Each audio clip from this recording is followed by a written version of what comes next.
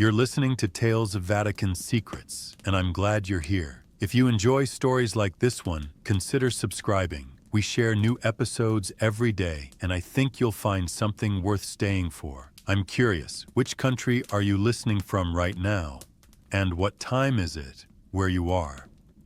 Tonight's story isn't about hidden treasure or supernatural whispers. It's about something more unsettling. A real document held in a real archive that was accessible to scholars for decades before someone decided it shouldn't be anymore. No explanation given, no public announcement, just a quiet change in a catalog system, and suddenly a piece of history became unreachable. What you're about to hear involves specific rooms, actual classification codes, and decisions made by people whose names we know. This isn't atmosphere for atmosphere's sake.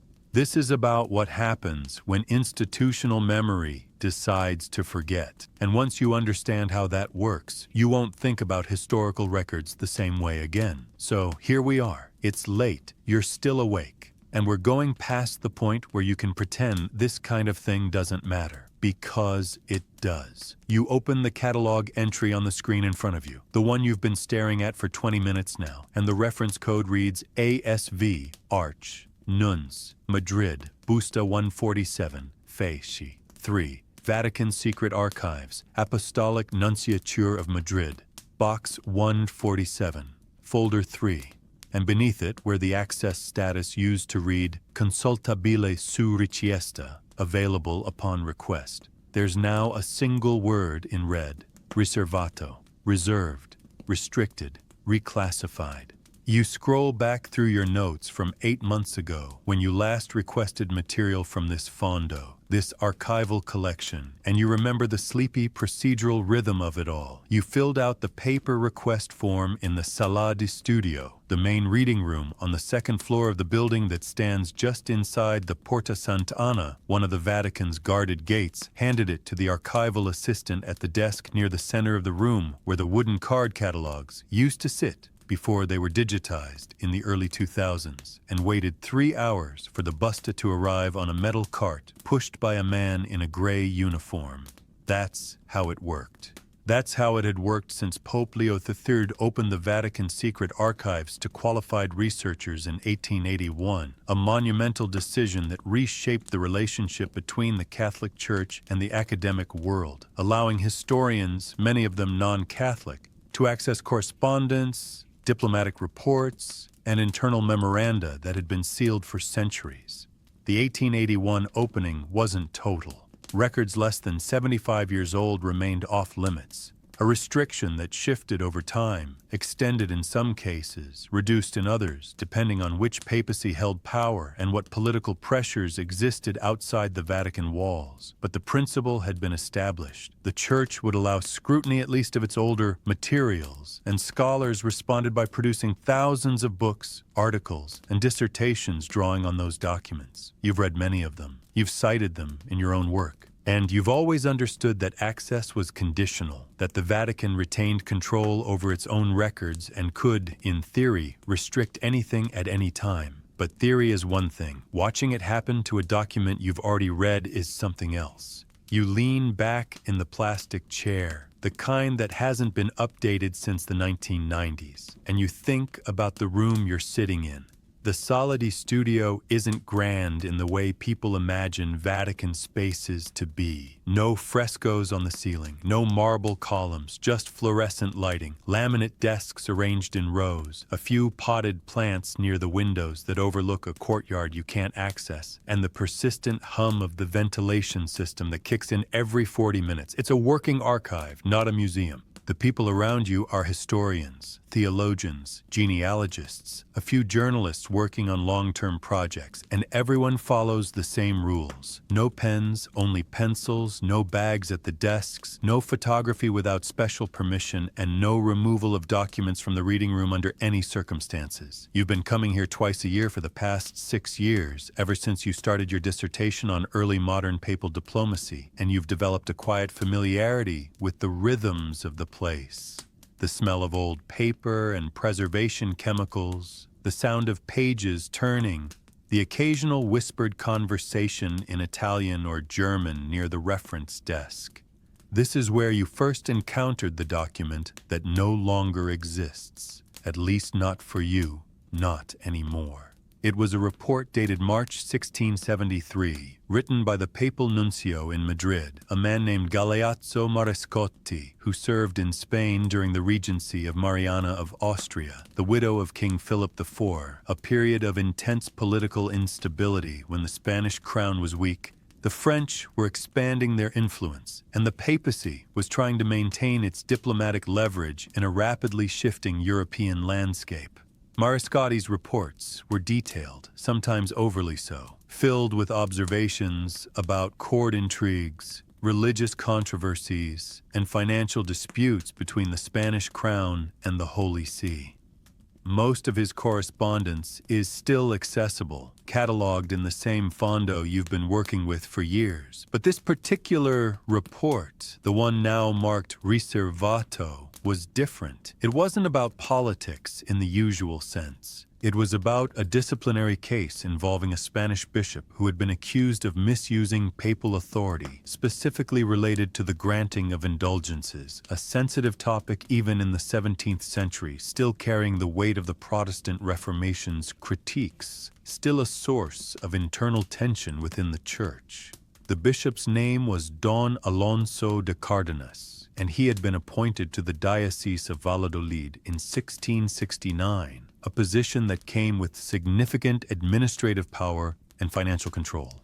According to Marescotti's report, Cardenas had been issuing indulgences in exchange for donations that didn't follow the prescribed guidelines established by the Council of Trent, the 16th century reforming council that had attempted to clean up exactly this kind of abuse. The report didn't accuse Cardenas of outright simony, the buying and selling of spiritual goods, but it came close, describing a pattern of behavior that Marescotti considered irregular and damaging to the reputation of the Holy Office. What made the report unusual wasn't just its content, but its tone. Marescotti wrote with a kind of weary frustration, as if he knew his concerns wouldn't be taken seriously, as if he'd seen this kind of thing before and understood that the political realities of maintaining good relations with the Spanish crown would outweigh any internal disciplinary action. And he was right. You found a follow-up memo in a related busta dated 7 months later, in which a Vatican secretary acknowledged receipt of Marescotti's report and noted that the matter has been reviewed and requires no further attention at this time.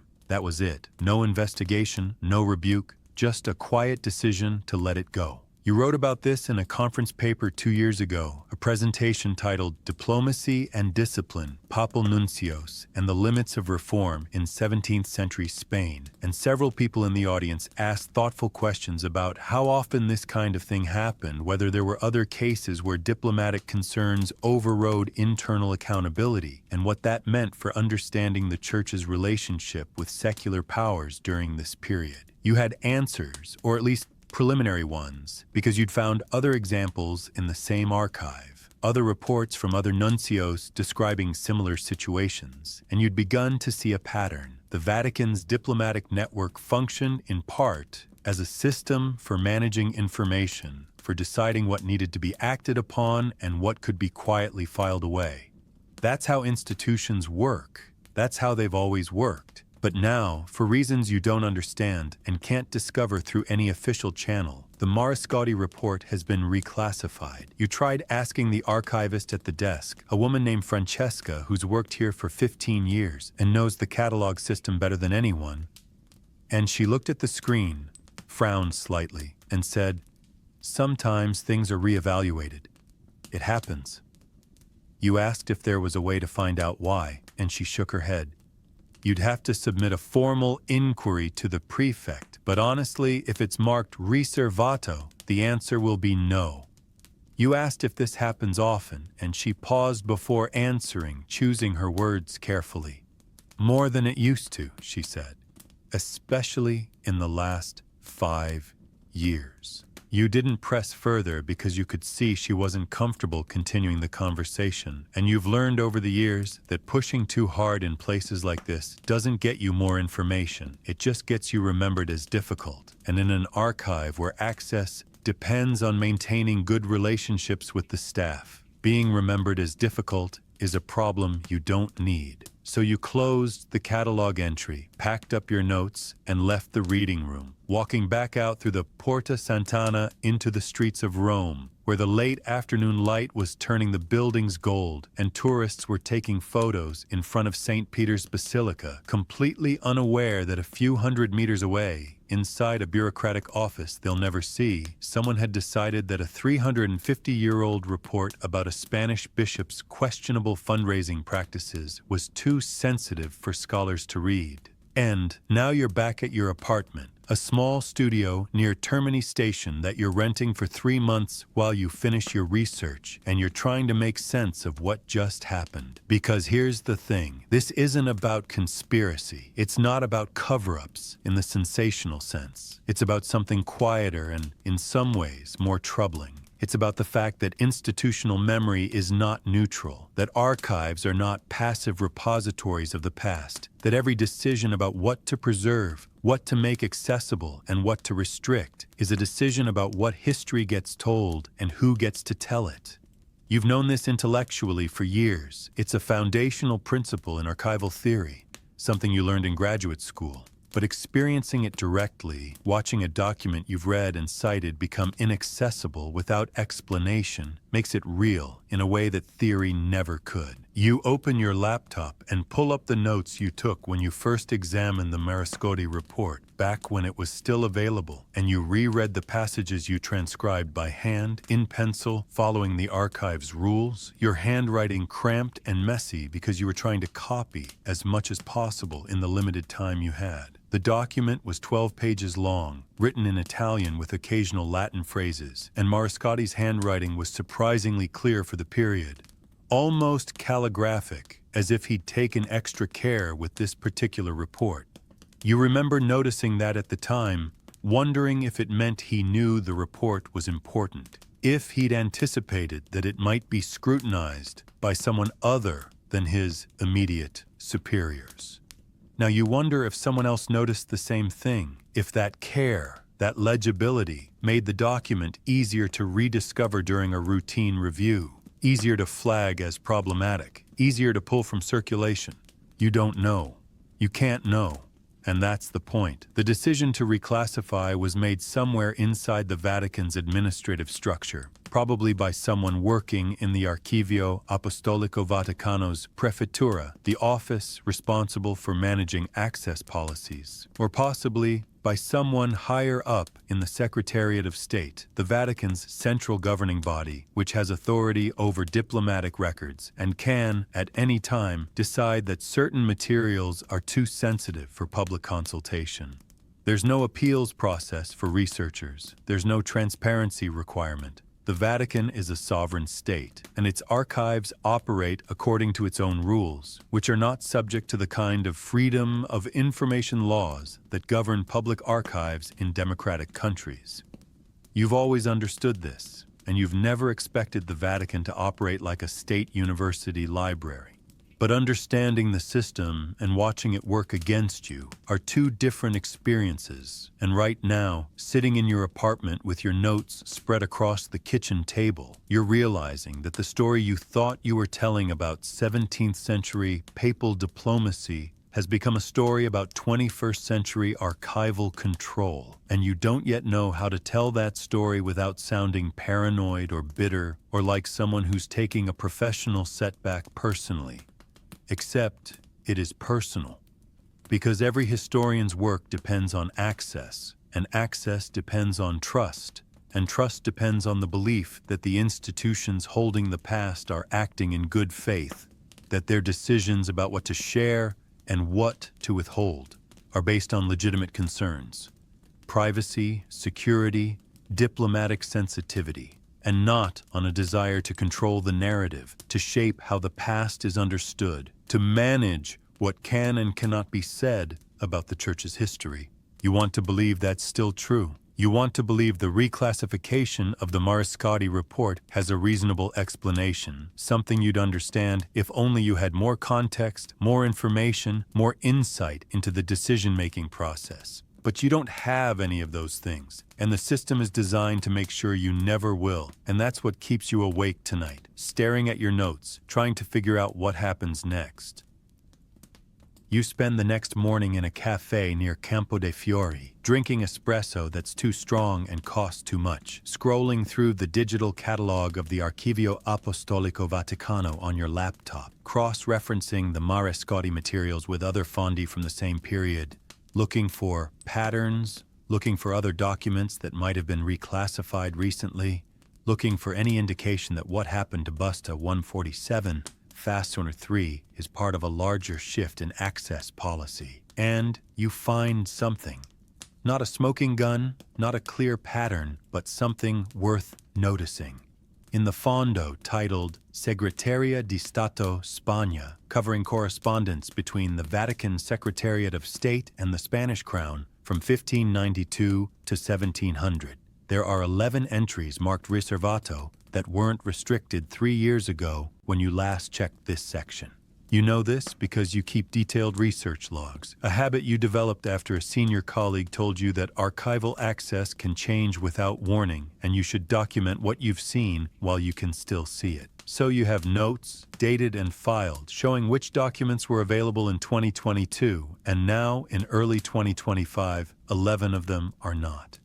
You cross-check with a colleague, someone you met at a conference in Munich last year, a German historian named Matthias who's working on Spanish-Vatican relations during the reign of Charles II, the last Habsburg king of Spain, whose reign ended in 1700 and whose childless death triggered the War of Spanish Succession.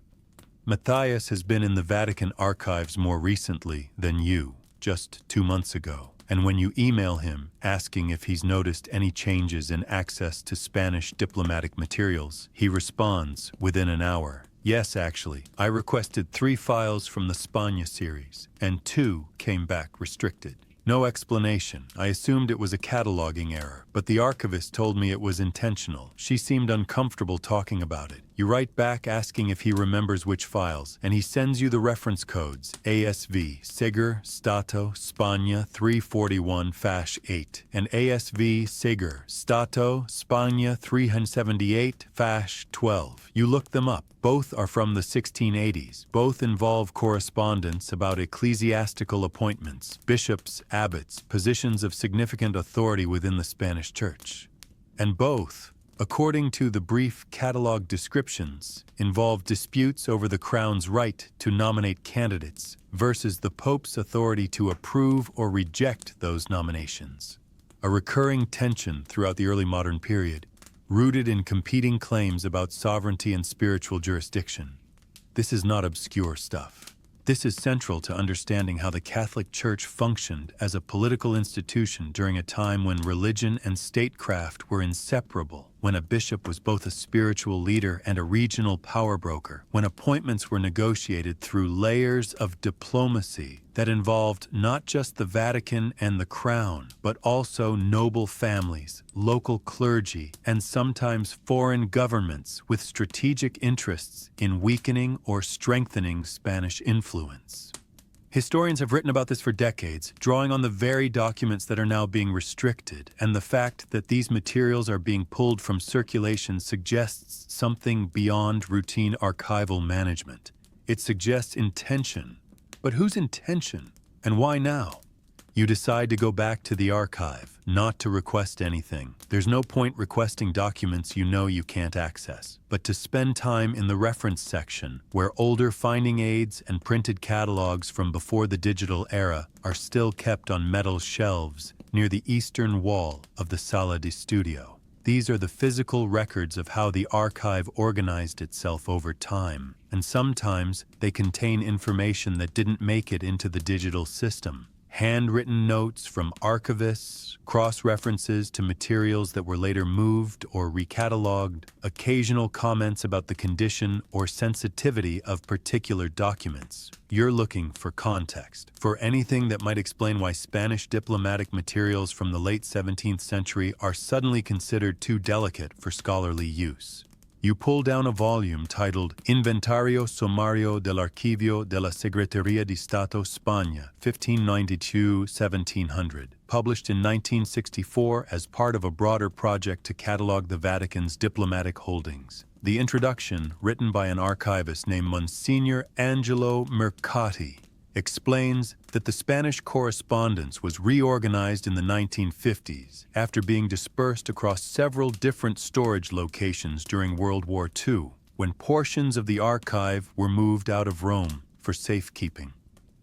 Mercati notes that some materials were damaged, some were lost, and some were discovered in unexpected places, including a storage facility in Castel Gandolfo, the Pope's summer residence, where boxes of 18th century documents had been sitting forgotten since the 1920s. The reorganization effort took nearly a decade and involved creating new classification codes, new folder divisions, and new access protocols. And here's the interesting part. Mercati writes that during the reorganization, a committee was formed to review sensitive materials related to ongoing diplomatic relations, and that this committee had the authority to recommend restrictions on documents that might cause embarrassment to the Holy See or its diplomatic partners if made public.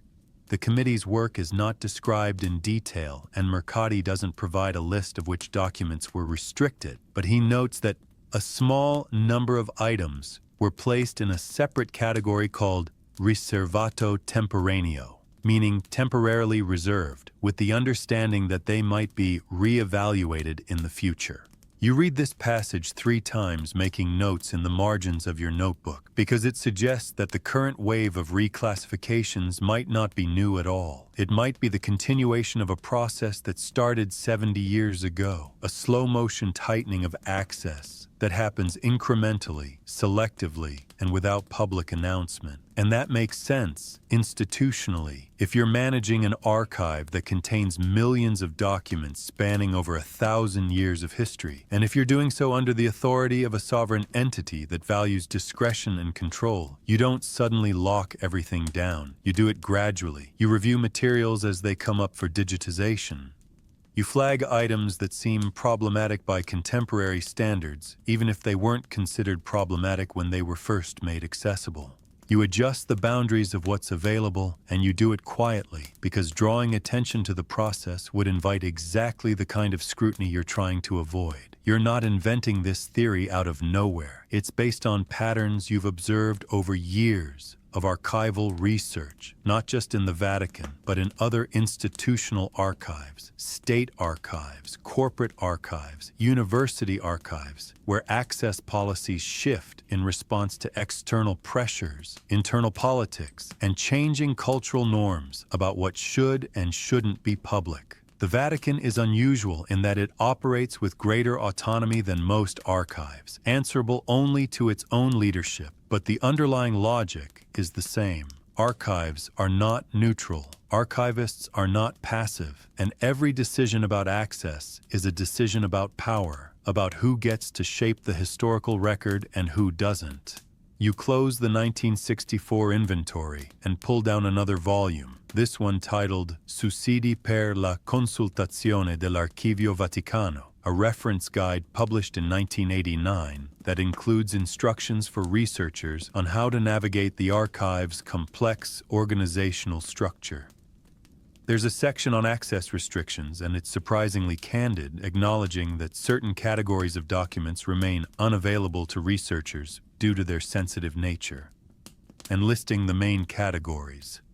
Documents related to ongoing canonization processes, materials involving living individuals or their immediate descendants, correspondence dealing with diplomatic negotiations still considered active, and records containing information that might harm the reputation of the Church or its representatives. That last category is broad enough to cover almost anything, and you suspect it's the justification being used for the recent reclassifications, even if no one will say so explicitly. The guide also explains the formal process for appealing a restriction. You submit a written request to the prefect of the archive explaining why you believe the document should be accessible and providing evidence of your scholarly credentials and the academic value of your research. The prefect reviews the request and issues a decision, which is final. There's no further appeal. There's no independent oversight. And according to Francesca, the archivist you spoke with yesterday, the success rate for these appeals is extremely low. Maybe 5%, she told you, leaning in slightly so no one else would hear. And that's usually for genealogical requests, not diplomatic materials. You leave the archive in the early afternoon and walk through Trastevere, crossing the Tiber near Isola Tiberina, where tourists are sitting on the stone embankment eating gelato and taking selfies, completely oblivious to the fact that a few kilometers away, decisions are being made about what they'll be allowed to know about the past. It's not their fault. They have no reason to think about archival access policies or the politics of historical memory. But you do, because it's your job. Because you've built a career on the assumption that the past is knowable, that with enough time and effort and access to the right sources, you can reconstruct what happened and why, and now you're confronting the possibility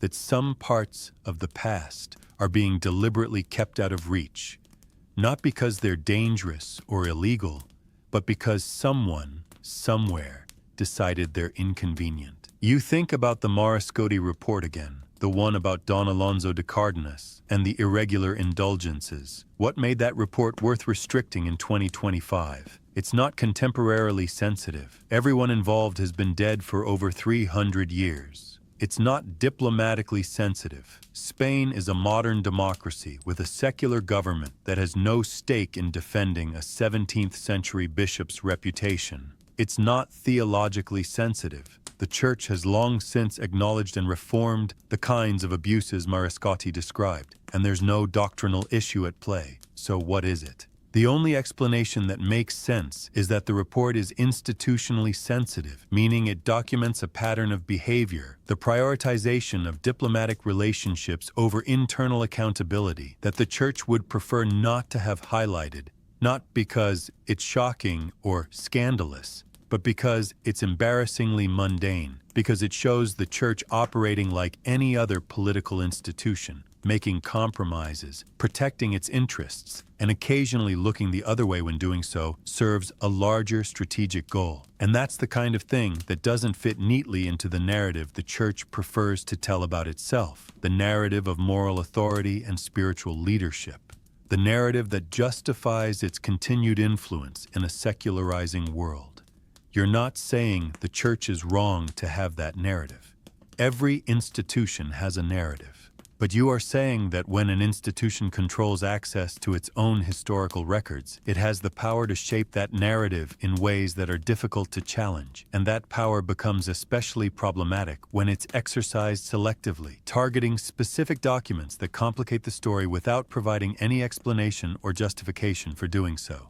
You stop at a small bookstore near Piazza Navona, one of those places that specializes in academic texts and has a section dedicated to church history, and you browse the shelves looking for anything recent on Vatican archival policy. You find a book published in 2019 by a French historian named Étienne Fouillou titled Les Archives du Vatican, entre secret et transparence, which translates to The Vatican Archives, Between Secrecy and Transparency. You buy it, take it back to your apartment, and spend the evening reading. Fouillou argues that the Vatican's approach to its archives has always been characterized by tension between two competing impulses: the desire to demonstrate openness and scholarly credibility, which requires making materials available to researchers, and the desire to protect the institution's reputation and maintain control over its own historical narrative, which requires keeping certain materials restricted. He traces this tension back to Leo XIII's 1881 decision to open the archives, noting that the decision was controversial within the Vatican at the time, with some officials arguing that allowing outsiders to examine internal church documents would lead to misinterpretation, scandal, and damage to the Church's authority.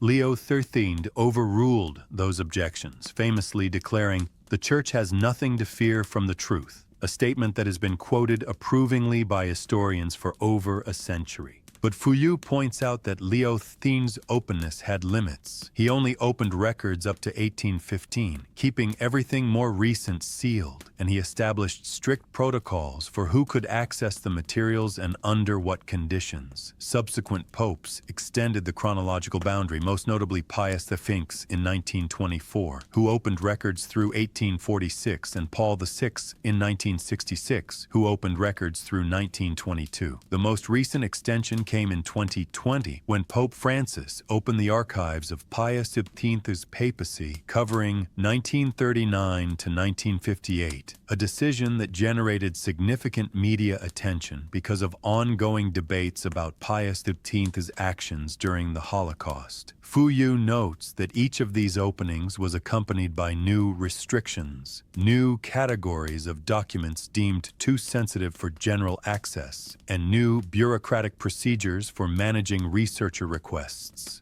The archive, in other words, has never been fully open, and the definition of what constitutes sensitive has shifted over time in response to changing political and cultural contexts. What Fuyu doesn't address, because his book was published before the current wave of reclassifications began, is what happens when documents that were previously accessible are retroactively restricted, when the boundary of openness moves backward instead of forward, when the archive becomes less transparent over time rather than more. That's the situation you're in now, and Fuyu's framework helps you understand it, but it doesn't tell you what to do about it, and that's the question you're left with as you close the book and turn off the light. Lying in bed staring at the ceiling, listening to the sounds of traffic on Via Marsala outside your window, wondering if this is just how institutional memory works, if every archive in the world operates according to similar logic, managing the past to serve the present, and whether fighting against that is a principled stand or just professional naivete dressed up as moral outrage. You wake up the next morning with a decision half-formed, the kind that clarifies itself over coffee and becomes fully conscious only when you're already acting on it, already opening your laptop and composing an email to someone you haven't spoken with in 4 years, a contact from your graduate school days named Elena Rossi, who left academia after finishing her PhD and now works as an archivist at the Archivio di Stato di Roma, the State Archive of Rome, which holds materials related to the city's civil administration, including records that overlap with Vatican history during periods when papal and civic authority were intertwined, particularly before 1870, when Rome was still under direct papal control. Elena knows the Vatican archive well. She spent 2 years there as a research fellow before deciding she didn't want to navigate the politics of working within an ecclesiastical institution. And more importantly, she knows people. She knows how information moves through the networks of archivists and historians who work in Rome's overlapping archival ecosystem. And she's always been willing to speak more candidly than most people about the uncomfortable realities of institutional memory management. You're right, Mauro. Elena, hope you're well. I'm in Rome for the next 2 months finishing research on Spanish Vatican diplomacy, and I've run into something strange. Documents I previously accessed are now restricted without explanation, and it seems to be part of a broader pattern. Would you have time for coffee? I'd value your perspective. She responds within an hour. Yes, I've heard about this. Free tomorrow afternoon. Let's meet at Café Sant'Eustachio, 3 p.m. The next afternoon, you're sitting across from Elena at a small marble table near the back of the cafe, which is famous among Romans for its espresso, but also for being loud enough that conversations don't carry, a feature that makes it popular with people who want to talk without being overheard. Elena looks the same as you remember, sharp-eyed and direct, the kind of person who doesn't waste time on pleasantries, and after you've ordered and exchanged brief updates about your respective lives, she leans forward and says, "So, the Vatican archives, what did you notice?" You tell her about the Mariscotti report, about the 11 Spanish diplomatic files now marked riservato, about your conversation with Matthias and your review of the older finding aids. And as you talk, Elena nods occasionally but doesn't interrupt. And when you finish, she sits back and stirs sugar into her espresso, even though she drinks it black, a gesture you recognize as her way of thinking before speaking. "Okay," she says finally, "here's what I know. Starting around 2019, maybe 2020, the Vatican began a comprehensive digitization project for the Segreteria di Stato materials, particularly the diplomatic correspondence from the 16th through the 18th centuries. The official goal was to make the collections more accessible, to create high-resolution scans that researchers could request remotely without having to travel to Rome. But digitization also means review, because before you make something available online, even through a restricted portal, you have to look at it, you have to make sure it's cataloged correctly, and you have to decide whether it should be public or restricted. And that's where things get complicated. She pauses, takes a sip of espresso, and continues. There's a committee, I don't know its official name, but people call it the Commissione di Valutazione, the Evaluation Committee, that reviews materials during digitization. It's made up of archivists, historians, and at least one representative from the Secretariat of State. Their job is to flag anything that might be problematic. And problematic is defined pretty broadly. Anything that could embarrass current diplomatic relationships, anything that involves financial misconduct by church officials, anything that touches on abuse cases, even tangentially, and anything that contradicts the Vatican's official historical positions on controversial topics. Once something is flagged, it gets escalated, usually to the prefect of the archive or someone in the Secretariat of State, and a decision gets made. Either it stays accessible or it gets reclassified as riservato, or in extreme cases, it gets moved to a completely different classification level that doesn't even show up in the public catalog. You ask how she knows this, and Elena shrugs. I still have friends who work there. One of them left last year because she was uncomfortable with how the process was being handled. She told me the committee was reclassifying documents retroactively, meaning things that had been available for decades were suddenly being restricted, and when she asked why, she was told it was part of updating access protocols to reflect contemporary standards. Which is bureaucratic language for, we've decided we don't want people seeing this anymore. You ask if there's a list of reclassified documents, and Elena shakes her head. Not publicly, maybe internally, but it wouldn't be shared with researchers. The whole point of doing it quietly is to avoid drawing attention to what's being restricted. If you announced it, people would ask why, and then you'd have to either provide a justification, which might be embarrassing, or refuse to provide one, which makes you look secretive and defensive. Much easier to just update the catalog entries and let researchers discover the restrictions individually. You think about this, about the strategic logic of it, and you realize Elena is right. By restricting documents one at a time, as researchers happen to request them, the Vatican avoids creating a coherent narrative about censorship or historical suppression, because there's no single moment when anyone can point to a large-scale change in access policy. Instead, it's diffuse, distributed across hundreds of individual catalog entries, and unless someone is systematically tracking changes, which almost no one has time or resources to do, the pattern remains invisible. So what are they worried about, you ask? What's in these documents that's worth restricting? Elena considers this. It's probably not one thing. It's the accumulation of small things, things that individually seem minor, but collectively create an impression the Vatican wants to avoid. Take your Mariscotti report. It's about a bishop misusing indulgences in the 1670s. That's not news. Everyone knows the church had problems with indulgences. But if you have 10 reports like that, or 20, all documenting the same pattern of behavior, all showing that the Vatican knew about it and chose not to act, then you're not just talking about isolated incidents anymore. You're talking about institutional complicity, about a system that tolerated abuse because stopping it would have been diplomatically inconvenient. And that's the kind of thing that gets referenced in contemporary debates. Debates about clerical misconduct, about institutional accountability, about whether the church can be trusted to police itself. So even though the documents are 300 years old, their implications are very much present tense. She finishes her espresso and signals for another. There's also the issue of precedent. If the Vatican allows unrestricted access to materials documenting institutional failures in the 17th century, it becomes harder to justify restricting similar materials from the 20th century. Researchers start asking if we can see reports about bishops behaving badly in 1673. Why can't we see reports about bishops behaving badly in 1973? And the answer is, you can't, because the 20th century materials are still covered by the 75-year rule, and by the time they're scheduled to open, they'll probably be subject to the same kind of retroactive review and selective restriction that's happening now with the older materials. It's a way of managing the archive's future openness by controlling what's already been opened. You ask if anyone's written about this, if there are scholars publicly discussing the reclassifications, and Elena shakes her head again. Not really. A few people have mentioned it in passing, usually in footnotes or conference discussions, but no one's made it a central focus of their work.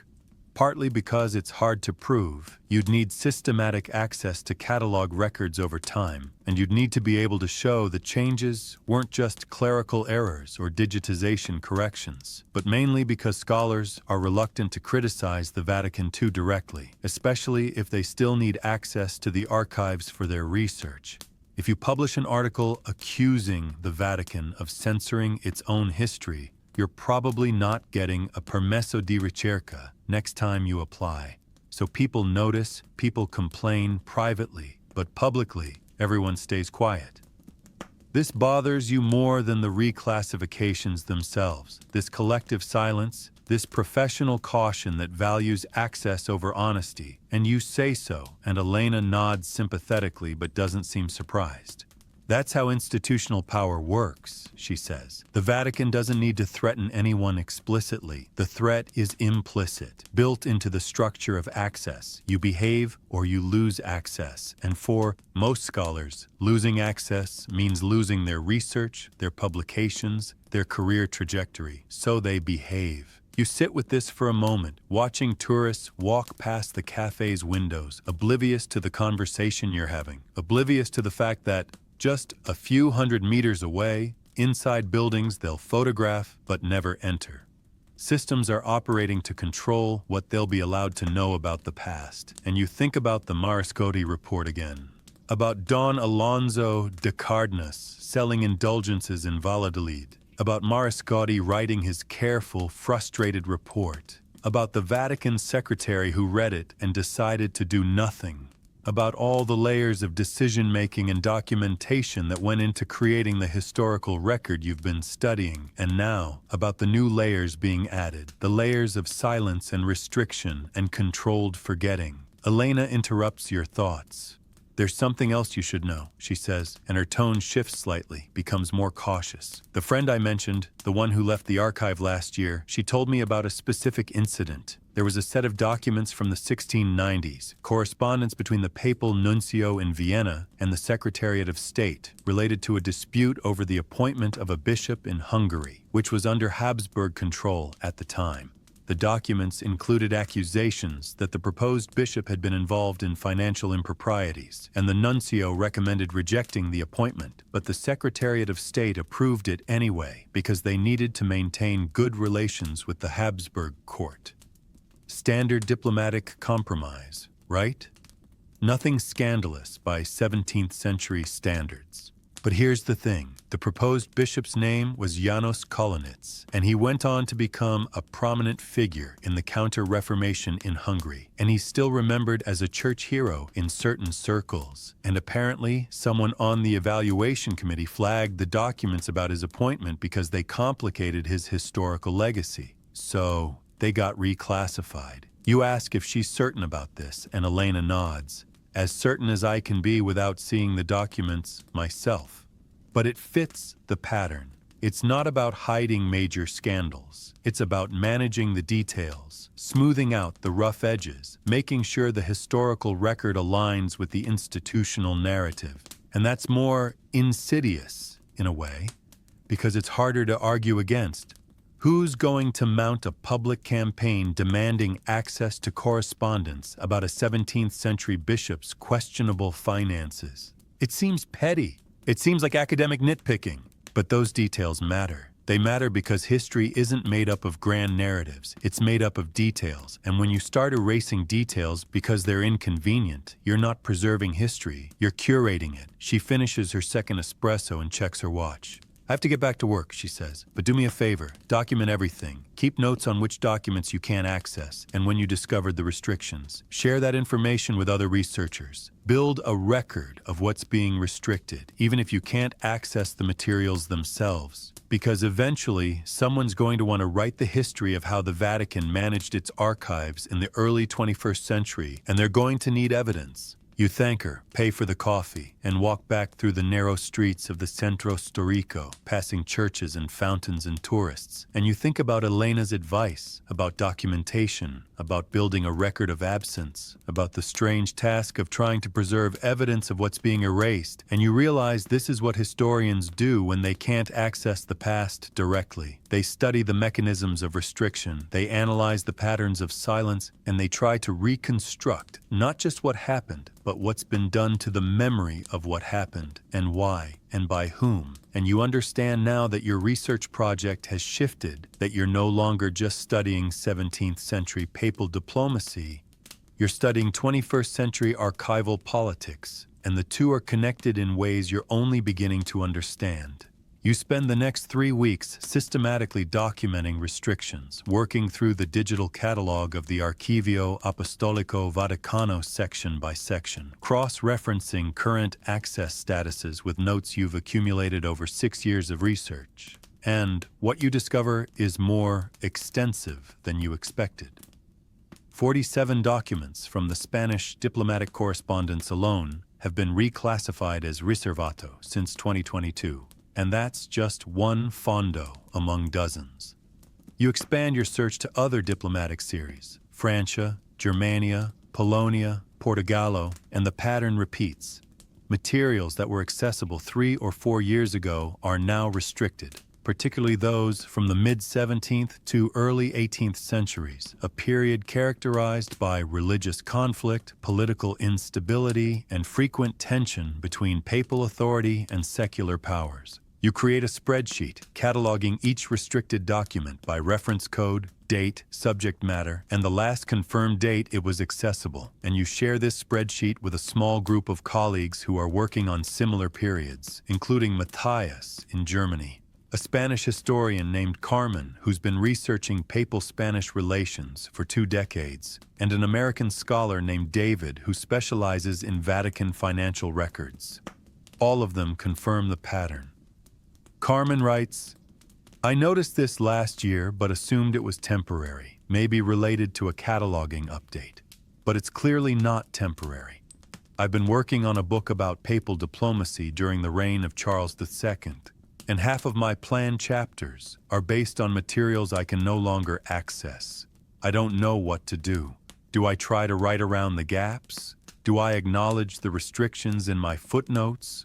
Or do I just wait and hope the policy changes? David writes, I've run into the same problem with financial records from the Dietaria Apostolica, the Vatican office that handled ecclesiastical revenues and benefices. Documents about the sale of offices, the collection of annates, the granting of dispensations, all the stuff that shows how the Church actually funded itself in the early modern period are increasingly off limits.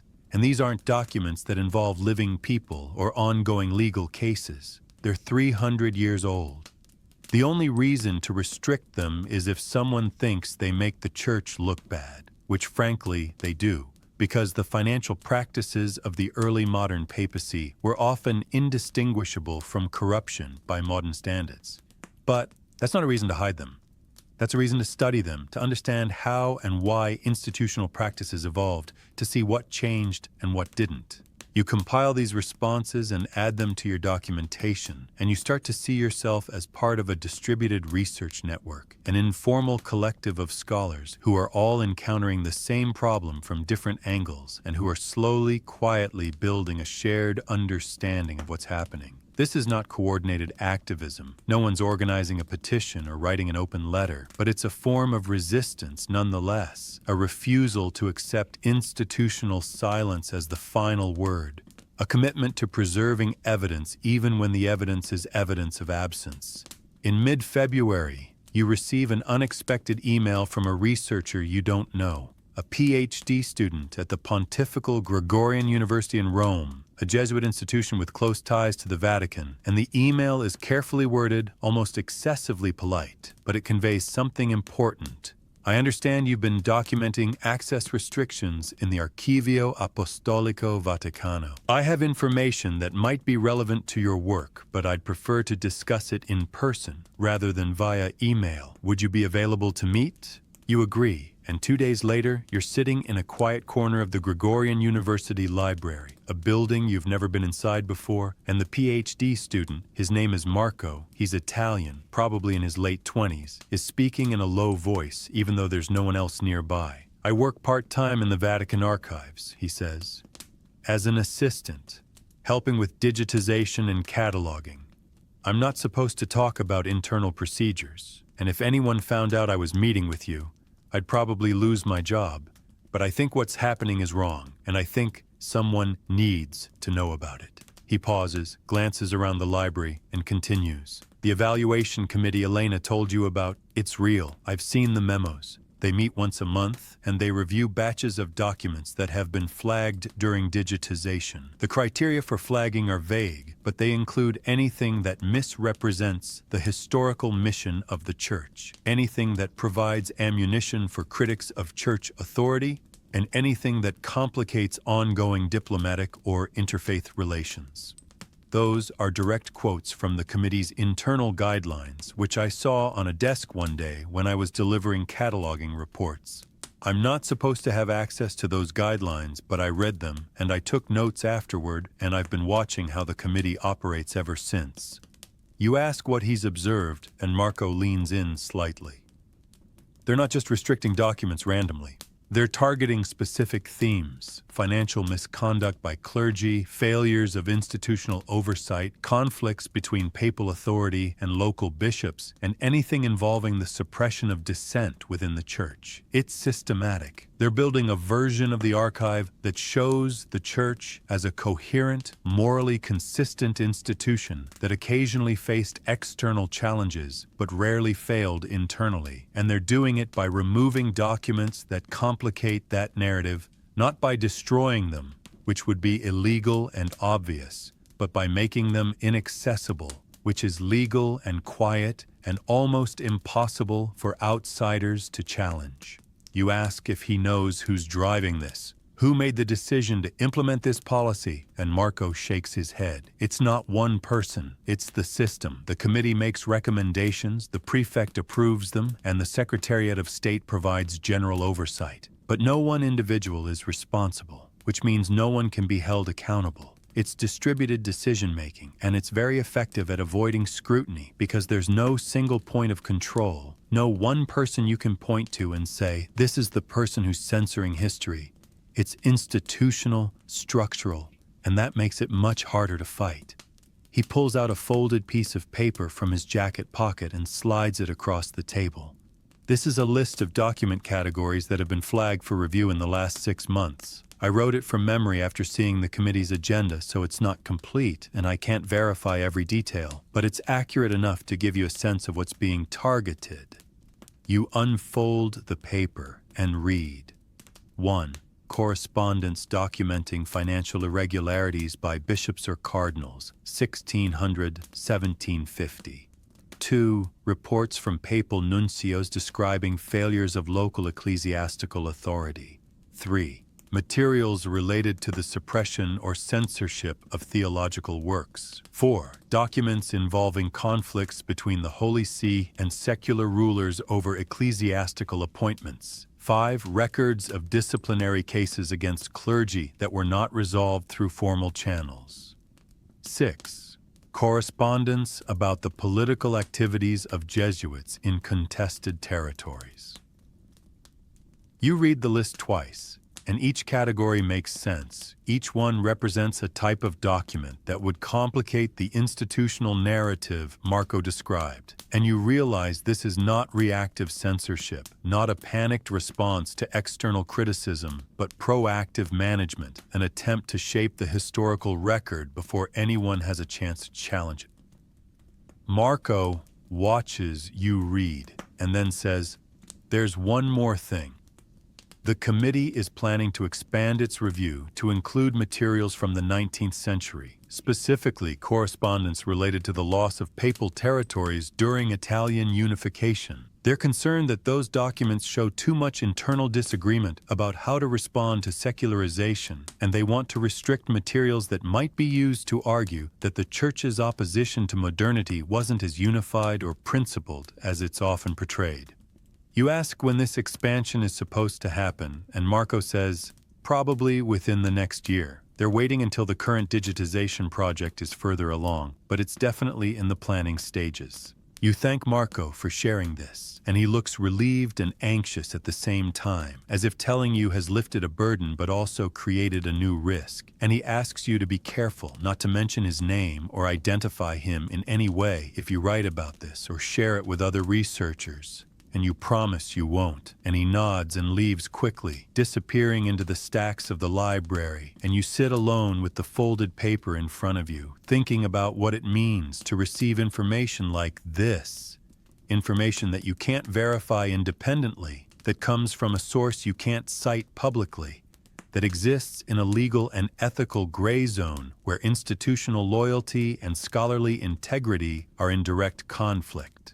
You don't doubt Marco's sincerity, and the details he's provided align perfectly with the patterns you've already documented. But you also know that building a case for institutional censorship based on anonymous testimony is problematic, vulnerable to dismissal as conspiracy mongering or disgruntled employee gossip. And you realize you need more. You need something concrete, something that can be verified and cited and defended, something that moves this from the realm of informal knowledge into the realm of documented fact. That evening, back at your apartment, you draft an email to the prefect of the Archivio Apostolico Vaticano, Monsignor Gianluca Rossi, a Vatican official you've never met, but whose name appears on all official correspondence from the archive. The email is formal, respectful, and carefully worded. Your Excellency, I am a researcher who has worked extensively in the Archivio Apostolico Vaticano over the past 6 years, focusing on early modern diplomatic correspondence. I have recently noticed that several documents I previously accessed are now marked as riservato in the catalog. I understand that access policies may change for legitimate reasons, but I would be grateful for clarification regarding the criteria used to determine which materials should be restricted. Additionally, I would appreciate information about whether there is a formal process for researchers to request review of access decisions. Thank you for your time and consideration. You send the email knowing it will probably be ignored or answered with a polite non-answer, but you send it anyway because it's important to create a record of having asked, to document your attempt to engage with the institution directly before drawing conclusions about its motives.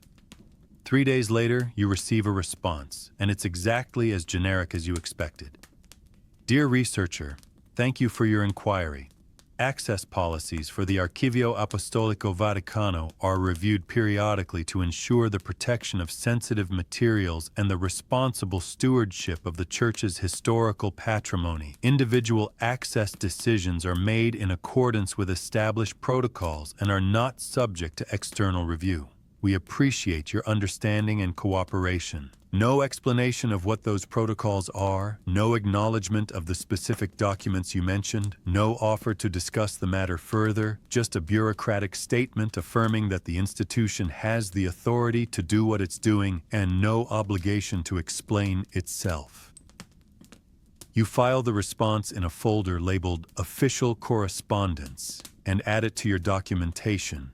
And you think about what Elena said about institutional power, about how it doesn't need to justify itself, about how the structure of access is itself a form of control, and you realize you're not going to get answers through official channels. Not now, probably not ever, and that if you want to understand what's happening, you'll have to do it indirectly. By studying the patterns, analyzing the gaps, and reconstructing the logic of restriction from the outside, the way archaeologists reconstruct vanished civilizations from fragments and absences. By early March, you've documented 73 restricted documents across multiple fondi, and the pattern has become clear enough that you decide to write an article about it, not for a peer-reviewed journal. That would take too long, and the review process might get complicated given the Vatican's influence in certain academic circles, but for an online platform that publishes scholarly essays for a general audience, something accessible and immediate that can circulate quickly among researchers and interested readers. You draft the piece over a weekend, titling it "The Quiet Reclassification: How the Vatican is Reshaping Access to its Diplomatic Archives," and the argument is straightforward. The Vatican is systematically restricting access to early modern diplomatic materials that document institutional failures, financial misconduct, and conflicts between spiritual authority and political pragmatism, and it's doing so without public announcement or justification, using the digitization process as cover for retroactive censorship, and the effect is to gradually shift the available historical record toward a version of church history that minimizes internal accountability and emphasizes external challenges. You provide specific examples, including the Mariscotti report about Don Alonso de Cardenas, the 11 Spanish diplomatic files flagged by Matthias, the correspondence about Janos Kolonitz that Elena mentioned, and several financial records from the Dataria Apostolica that David documented. You don't mention Marco or quote from his list. You've promised anonymity, and you'll keep that promise. But you reference the existence of internal review processes that prioritize institutional reputation over scholarly access, and you argue that this represents a troubling trend in how religious institutions manage their historical archives in an era of increasing scrutiny and declining public trust. The essay is published on a Tuesday morning in mid-March, and the response is immediate and divided. Within 24 hours, it's been shared widely on academic social media, quoted in several history blogs, and discussed in at least 2 online forums dedicated to archival studies. Some responses are supportive, praising you for documenting a problem that many researchers have noticed, but few have been willing to address publicly. A historian from Oxford writes, "This is exactly the kind of work we need. Careful, evidence-based analysis of institutional practices that shape what we can and cannot know about the past. Thank you for taking the risk of writing about this." A librarian from an American university writes, "Every archive engages in selection and restriction, but religious archives are particularly complex because they serve both scholarly and institutional functions, and those functions don't always align. Your essay illuminates that tension beautifully." But other responses are critical, some sharply so. A Catholic historian from Munich writes, "This essay misrepresents the Vatican's legitimate right to manage its own materials. All archives have restricted collections, and the fact that something was once accessible doesn't mean it must remain accessible forever. Access policies evolve, and researchers need to respect institutional prerogatives." An Italian archivist writes, "I'm concerned about the implications of this essay. It seems to suggest that the Vatican has an obligation to provide unrestricted access to all materials, which is neither realistic nor fair. Archives are not public utilities. They are institutions with specific missions and responsibilities, and those missions include protecting sensitive information." You read these responses carefully, and you notice something interesting. The supportive comments tend to focus on the evidence you've provided and the broader implications for historical scholarship, while the critical comments tend to focus on institutional rights and the legitimacy of restriction without engaging directly with the specific examples you've documented. It's as if 2 different conversations are happening simultaneously, one about archival transparency and one about institutional sovereignty, and they're not really intersecting because the underlying assumptions are incompatible. 3 days after publication, You receive an email from Francesca, the archivist at the Sala di Studio, who told you about the increasing frequency of reclassifications. The email is brief. I read your essay. I can't comment publicly, but I want you to know that what you described is accurate, and I'm glad someone is documenting it. Be prepared for pushback from people with institutional loyalty. They won't engage with your evidence. They'll question your motives. Stay careful. You appreciate the warning, and you're not surprised when, later that week, you receive a more official message, this one from Monsignor Rossi's office, informing you that your permesso di ricerca, your research permit for the Archivio Apostolico Vaticano, is under review due to concerns about the misrepresentation of archival policies in public forums, and that you should not attempt to access the archive until the review is complete. The message is polite but unmistakable. You've crossed a line, and there will be consequences. You forward the message to Elena, who responds immediately. This is retaliation, obviously, but they're doing it in a way that's technically defensible. They're not revoking your permit permanently, just putting it under review, which gives them plausible deniability while still punishing you for speaking out. Classic institutional tactic. Do you have a backup plan for your research? You don't. Not really. Your entire project depends on access to the Vatican archives, and without that access, you can't complete your dissertation, you can't finish the book you're under contract to write, and you'll have wasted years of work. The rational response would be to apologize, to retract or qualify your essay, to reassure Monsignor Rossi's office that you didn't mean to cause trouble, that you respect the Vatican's authority, that you'll be more careful in the future. That's what institutional power expects. Compliance through self-interest, silence through fear of consequences. But you don't do that. Instead, you write a follow-up essay, shorter than the first, titled, "What Happens When You Document Archival Restriction?" And you describe, in factual terms, what happened after you published your initial piece. The supportive responses, the critical responses, and the suspension of your research permit.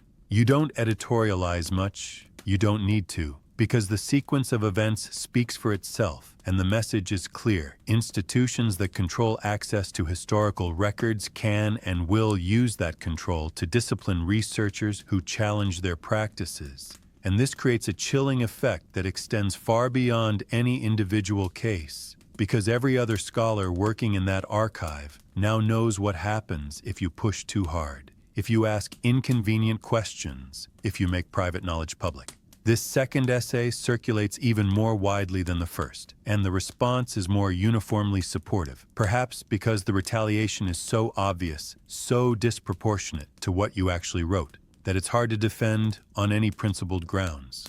Several prominent historians issue statements calling for the restoration of your research permit. A major historical association sends a letter to the Vatican expressing concern about academic freedom and archival access, and a journalist from The Guardian contacts you asking if you'd be willing to be interviewed for an article about restrictions in religious archives. You agree to the interview, and the article is published 2 weeks later under the headline, "Historian Barred from Vatican Archives After Exposing Document Restrictions." The article is fair and well-researched, quoting your essays, interviewing other scholars who've encountered similar problems, and providing context about the Vatican's long and complicated relationship with its own archives. The article also includes a response from the Vatican Press Office, which states, "The Archivio Apostolico Vaticano operates according to established scholarly standards and welcomes researchers from around the world. Access decisions are made carefully and in accordance with the archive's mission to preserve and protect materials of historical and spiritual significance. We do not comment on individual cases." The non-comment is itself revealing, and the article's readers seem to understand that based on the hundreds of comments left on The Guardian's website, most of them critical of the Vatican's handling of the situation, you become briefly and uncomfortably, a minor figure in a larger conversation about transparency, institutional accountability, and the politics of historical memory. And you receive emails from researchers in other fields, someone working on Soviet archives, someone studying corporate records in the tobacco industry, someone analyzing classified government documents, all of them saying essentially, yes, this is how it works. This is what happens when you challenge institutions that control access to their own history. And your experience is not unique, it's structural. And the only way to fight it is to keep documenting, keep publishing, keep making the mechanisms of restriction visible, even when doing so comes at personal cost. By late March, your research permit is still under review, and you've accepted that it's probably not going to be reinstated anytime soon, maybe not at all, and you've started making alternative plans, shifting your dissertation focus to materials available in other archives, reaching out to colleagues who might be willing to share notes or scans from documents you can no longer access, considering whether it's worth applying for positions that don't require Vatican archival work. It's a professional setback, undeniably, but it's also clarifying because you now understand, in a way you didn't 3 months ago, that historical knowledge is not just about discovering the past. It's about negotiating with the institutions that hold the past. And those institutions have agendas, interests, and strategies for managing what gets known and what stays hidden. And being a historian means being aware of those dynamics, documenting them when possible, and resisting them when necessary, even when resistance is costly.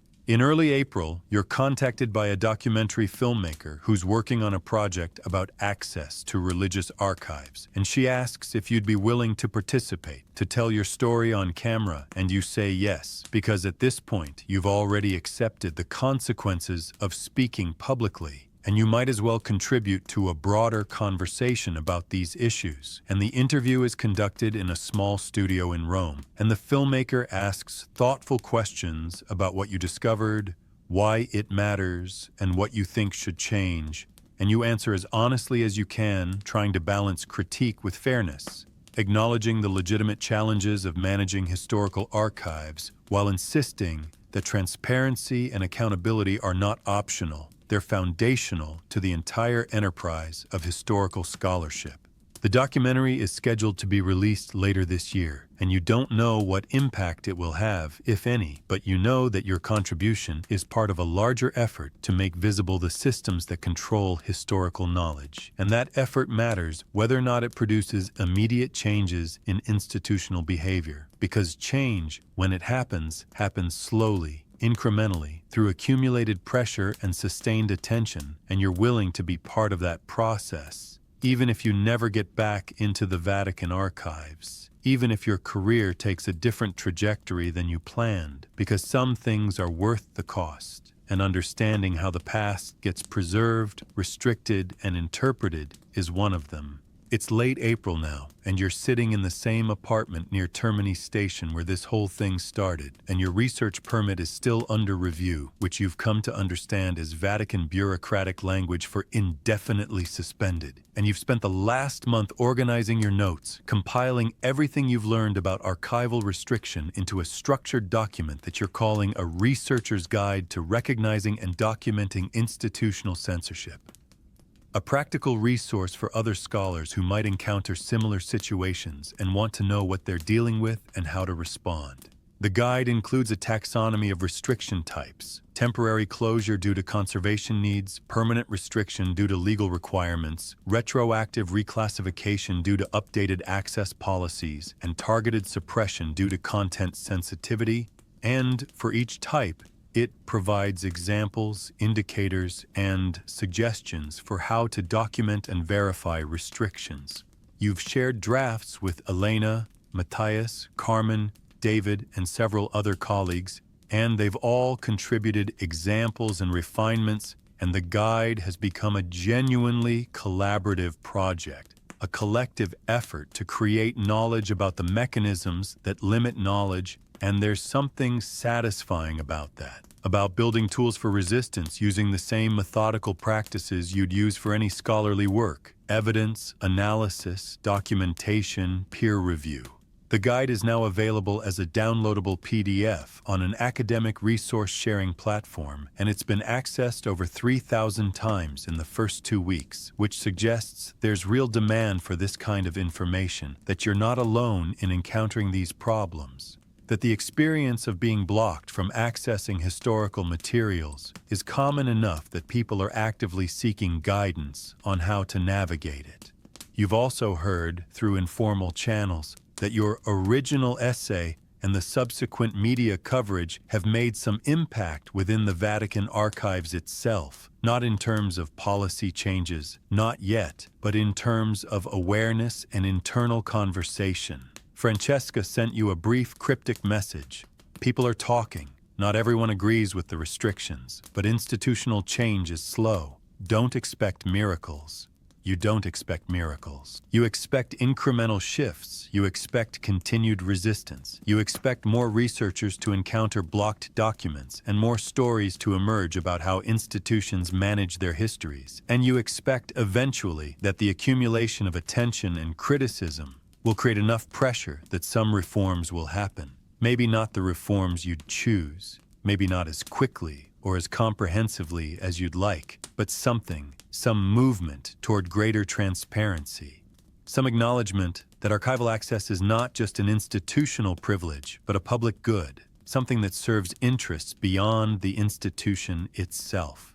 In early May, you receive an unexpected email from Marco, the PhD student who shared information about the evaluation committee. He's no longer working at the Vatican archives. He left voluntarily, he says, because he couldn't reconcile his ethical concerns with his professional obligations, and he's now applying for positions at secular archives in other European countries. And he wanted to thank you for documenting the restrictions publicly, because it validated his decision to speak up, even anonymously, and made him feel less isolated in his concerns about what was happening. He writes, "I know you paid a price for writing about this, and I'm sorry that happened, but I also think it mattered. It mattered to me. It probably mattered to other people working inside the system who couldn't say anything publicly, but needed to know that someone outside was paying attention, that the silence could be broken, that these practices could be challenged. So thank you." You write back thanking him for his courage in sharing what he knew, and you tell him that you hope his career takes him to places where transparency and access are valued more than institutional control. And you mean it, because people like Marco are essential to any possibility of reform. The insiders who see problems, who refuse to normalize them, who find ways to share information despite the risks, who ultimately decide that personal integrity matters more than institutional loyalty. By mid-May, you've started outlining a new research project, one that doesn't depend on Vatican archival access, one that instead examines how religious institutions across different traditions, Catholic, Protestant, Jewish, Islamic, manage their historical records and balance the competing demands of institutional preservation and public transparency. It's a comparative project, broader in scope than your original dissertation, and it will take years to complete. But it feels important, feels like a natural extension of everything you've learned over the past few months about how archives function as sites of power, how access is never neutral, how every decision about what to preserve and what to restrict is embedded in institutional priorities and cultural anxieties about what the past means for the present. You're also planning a book, tentatively titled The Politics of Archival Memory: How Religious Institutions Control Their Histories, and several academic presses have already expressed interest based on a preliminary proposal you circulated, and you're cautiously optimistic that the book will find an audience, that there are enough scholars, journalists, and general readers interested in these questions to make it viable, and that the book might contribute to larger conversations about institutional accountability, historical truth, and the ethics of memory in an age when information is simultaneously more accessible and more controlled than ever before. On a warm evening in late May, you meet Elena for dinner at a small trattoria in Testaccio, a working-class Roman neighborhood that's gentrifying but still retains some of its original character, and you spend 3 hours eating slowly and talking about everything that's happened. And at one point, Elena says, "You know, what you did, writing about the restrictions, accepting the consequences, that's going to matter more than you realize right now. Not because it will immediately change the Vatican's policies, but because it creates a precedent, a reference point for other researchers who encounter the same problems. They'll know they're not imagining things. They'll know the pattern is real, and they'll know that it's possible to speak up without being completely destroyed professionally. That matters. You ask if she thinks the Vatican will eventually reform its access policies, and she shrugs. Eventually, maybe. Institutions change when they have to, when external pressure becomes too great to ignore, or when internal advocates build enough momentum to shift the culture. But it's generational. The people making these decisions now grew up in a different era when institutional control was taken for granted, when transparency was seen as a threat rather than a value. The next generation might think differently, but you have to survive long enough to see that generation take over, and that requires patience and resilience and a willingness to keep pushing even when progress is slow. You think about this on the walk back to your apartment, through streets that are mostly empty now, past closed shops and shuttered cafes, and you think about all the historians who came before you, who worked in archives before digitization, before online catalogs, before any of the tools that make research easier but also make restriction more efficient, and you wonder how many of them encountered similar problems, how many documents they couldn't access, how many stories went untold because the evidence was locked away, and whether anyone documented those absences, or whether they just accepted them as inevitable, as part of how archival work functioned, as something you worked around rather than challenged. You're glad you didn't just work around it. You're glad you documented it, wrote about it, accepted the consequences, because now the absence is visible, the pattern is documented, and other researchers will know what they're dealing with if they encounter similar restrictions, and maybe, eventually, enough documentation will accumulate that the institutions controlling these archives will feel pressure to justify their decisions, to articulate clear policies, to engage with the scholarly community rather than simply asserting authority. And maybe that will lead to reforms, to greater transparency, to a recognition that archival access is not just about serving the institution's interests, but about serving truth, serving scholarship, serving the public's right to understand its own history. And as you climb the stairs to your apartment, as you unlock the door and turn on the lights and sit down at the kitchen table where this whole project started, you think about the Mariscotti report one more time, the document that's been at the center of all of this. The report about Don Alonso de Cardenas and the irregular indulgences. The report that someone decided, for reasons you'll probably never fully understand, was too problematic to remain accessible. And you realize that you've spent months trying to understand that decision, trying to make sense of the logic of restriction, trying to document the mechanisms of institutional control. But maybe the point isn't to fully understand. Maybe the point is simply to refuse to accept it silently, to insist that when documents disappear from the historical record, that disappearance itself becomes part of the story. Part of what needs to be documented and remembered and questioned, because history isn't just what happened. It's what we're allowed to know about what happened, and the gap between those two things, the space between the past and our access to the past, is where power operates, where institutions make choices about what to reveal and what to conceal. And being a historian means paying attention to that gap, measuring it, documenting it, and refusing to pretend it doesn't exist.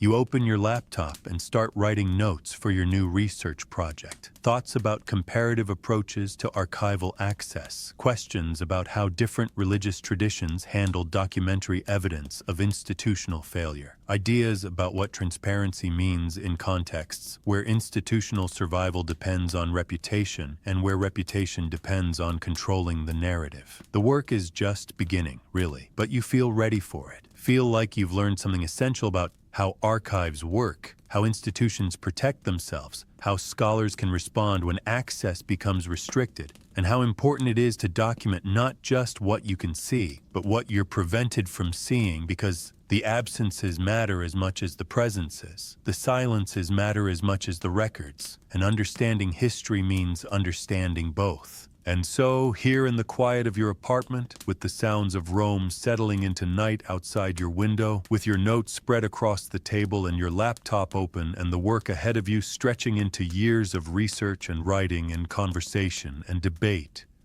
you feel, despite everything, despite the suspended permit, despite the professional uncertainty, despite the institutional resistance you've encountered and will surely encounter again, you feel like you're exactly where you need to be, doing exactly what you're supposed to be doing. Because this is what it means to be a historian.